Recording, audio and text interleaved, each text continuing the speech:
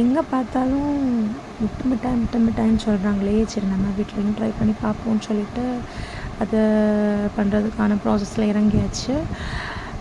Full க்ரீமுக்கு வாங்கி first palkova செய்யணும்.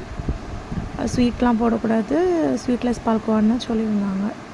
இது பண்ணிவிட்டு அப்புறம் வந்து திக்கான பால்கோவா கொஞ்சம் ஆறினப்புறம் அதில் கொஞ்சம் முட்டை, சுகரு, அப்புறம் பாதாம் பேஸ்ட் வந்து அரைச்சி வச்சுருந்தேன் மிக்சியில் ஊற வச்சு அதை அரைச்சி வச்சுக்கணும்.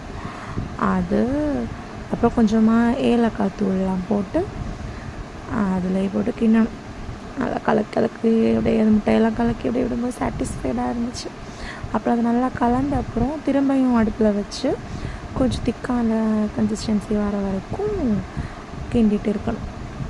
கொஞ்சம் கொஞ்சமாக அப்படியே திக்காகும். அந்த மாதிரி இப்படியே திக்கான பிறகு அது சரியாக அப்படியே செம்ம அளவில் அப்படியே வந்து அப்புறம் அவனில் வைக்கணும்.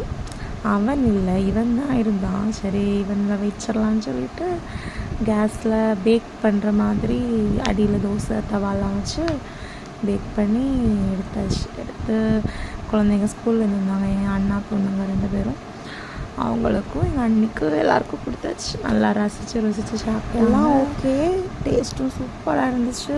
ஆனால் ஒன்று மட்டும் இதாகலை, அவனில் வைக்காதனால அந்த ப்ரௌனிஷ் கலர் மட்டும் மேலே வரல, அவ்வளோதான்.